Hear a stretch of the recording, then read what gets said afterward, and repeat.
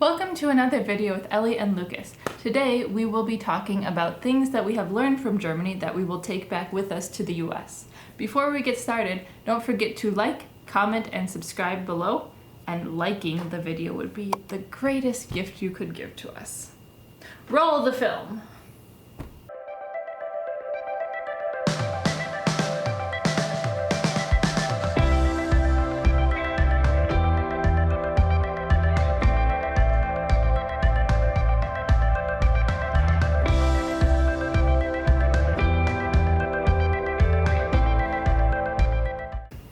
First thing on our list that we, or maybe more specifically Ellie, has learned from Germany is to be 15 minutes early.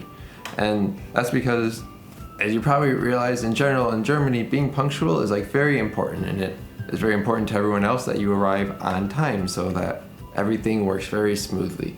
And so that's definitely something we'll be taking back to the US with us, because since living here, and maybe with some of my help, Ellie has become much better at being a bit more punctual. Like now we actually get to leave, or even she on her own leaves earlier to account for traffic and all of the construction that is in North Rhine-Westphalia right now.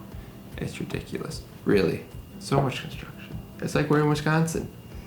Along with that, we are going to appreciate our vacation and time off more.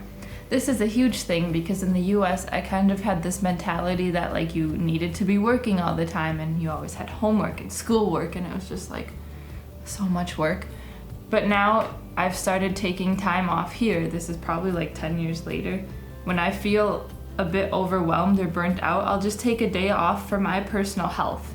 And in the US, I wouldn't do that unless I was physically sick. I remember there were some times when I was sunburnt and I was still trying to go to work even though my t-shirt hurt to wear.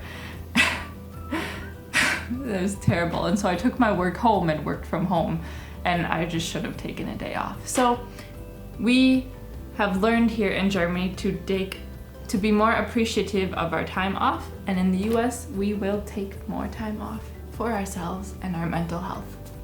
Thank you, Germany. Furthermore, we will also buy more quality foods in the US, and we were kind of starting to do this before, but I think it really became apparent with the quality of food you have at the farmers markets here or at certain grocery stores, and we will definitely take that back with us, and I feel like it's safe to say that we've banned Walmart from our vocabulary now. It was never in my vocabulary. When you don't have the money, that's where you go. And going along with that, we've also gotten more refined taste buds that we will take back with us to the US. We were starting to eat locally before we left, but it really kind of became apparent here. I don't know. For example, I keep bringing this up, the bread. There were times when you would buy the American sandwich loaf, that ugly looking thing in the plastic bag, and you would buy it here, and I was like, what are you buying, Lucas? Because I like the sandwiches I could make with it. Yeah, but it tastes so much better with freshly baked bread. So we will definitely be we have learned to be more particular about the breads we buy and eat and that type of stuff. We would also like to make our own bread, but we haven't gotten there yet. We've just managed pizza, which Lucas will tell you about in a bit. Yeah, so going on with a little bit of the food topic is, I think us, and probably most specifically me, have kind of learned to cook more of the own food that you want and not have to rely on it being in the stores. And so a great example of that is pizza, like Ellie said, because while German pizza is totally okay, and I understand that in Germany everyone likes the pizza as is and for the most part hates American pizza, from what I hear, I really like American pizza and I miss it all the time. And for years while we lived here, I'd be like, oh, Ellie, I can't wait to go home and have an American pizza. But then within the last few months, I said, forget that, I'll make my own. And I've actually been doing pretty okay. And so I've learned how to make my pizza dough from scratch and let it rise and make the sauce. And I can't complain. I like the pizzas that seem to come out, except for when I totally screw them up and they end up looking like a calzone. Those are sad days.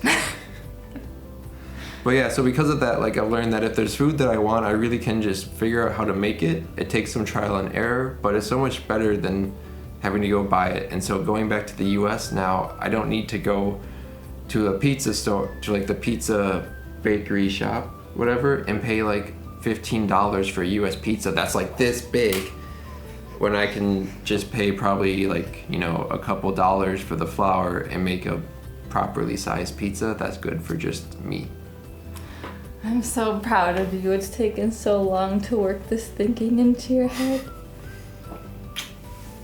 Also, and this is pretty much unrelated to food now, is that we'll probably, especially me, take more of the recycling seriousness home back to the US, because while I did recycle in the US, I wasn't very good at it because we don't have nearly as good of a recycling system in the US, I don't think. So often I would throw papers in the garbage because the recycling that we did have was supposed to be majorly for plastics and like metals.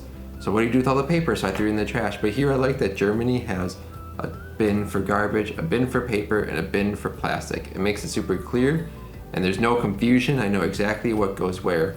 And that confusion in the US really, I think, causes a problem. So now, I don't know, somehow we'll have to figure it out. In the US, we'll have our own bins, and if we have to take our paper to a special place on our own, then I guess we'll do that. Was that how it was for you living in Stevens Point? Yeah. You didn't know what to do with the paper? Right, so I often just threw it in the garbage. It's terrible. Along with recycling, we will also be more likely to use sustainable transport. And this is something I learned in Marburg in 2014. I started walking to school and to my classes. It took me an hour, but I don't know, I liked it. I liked not having to depend on public transportation or anything. It was just kind of also a way for me to relax and get some exercise, and so I really enjoyed it. And I adopted this thinking when I came back to the university in 2018 in the US. I would walk to school and it was a mile, and no one else would do this. You wouldn't even do this, I don't think. Like, it's not I would bike typical. sometimes, or rollerblade to work. But most people would like take the bus or take a car and park on campus when it's just a mile away. And so I think in the US, because a lot of people have cars, they'll use their cars to go to like far distances, like to other towns, or maybe the grocery store across town, and also like near distances, like maybe the restaurant like a couple blocks away. And for us, we've realized, like, at least for these nearer distances, we don't need to use our cars, we can just use our feet. And so I think in the US, we will also be more likely to use our feet or bike or something for closer locations. Yeah, and to kind of go along with no car use, going back to the US, we also think we'll be a lot better about using like nature trails or like nature parks and nature reserves in general. Sounds like living in Germany, we've constantly, especially probably for the channel, tried to find interesting places in the country to go see. Where do you want to go? To Berchtesgaden. Yeah. We've promised you that if you are new here, you probably don't know, but we've promised you, I think it was for our 500 subscriber goal or 100 subscriber goal, I don't know, one of our past subscriber goals. We said that we would go to Berchtesgaden and Trier because we both voted on it. We still need to do that. Yeah. But Berchtesgaden is beautiful. I cannot wait. So yeah, when we go back to the US, we want to go to more like trails and more parks in general, I think, because the US does have lots of that cool stuff to offer and we never took advantage of it in the past. So thanks to Germany, now we'll have to take more adventures around the US, which is something we actually did very little considering we grew up there. Furthermore, this has been something that has been kind of an issue for me, but like growing up in the US, I had this idea in my head that you needed to eat 3 meals a day. And like always primarily at like 6 to 7, 11 to noon, and then 5 to 6. And that was like my schedule. But working here in Germany, I realized some of the students, like the kids who go to school, they usually get out of school around 1 or 2 p.m. and then they go home and have lunch. And I just find it's really interesting. I would be starving by that point, but it's something that I've kind of tried to practice myself, and also because a lot of like classes can happen between lunchtime. So like I've learned that I don't really need to eat breakfast anymore. And this is just for me personally, and my body isn't really it hasn't woken up at that point. So I don't know, I feel better and I feel more healthy when I don't usually eat breakfast. I mean, if I'm hungry, I'll eat a breakfast, but it's just, I've learned now to eat when I'm hungry, and I don't need to have these 3 solid meals a day. Mark. Okay. Okay. Da, da, da, da, here we are. Quirky Adventures, happy. Da, da, da, da, da, da, da. There you go. That's You sound like a circus. Circus music on it. You sound like a spa commercial. But sometimes freshly baked bread isn't that soft.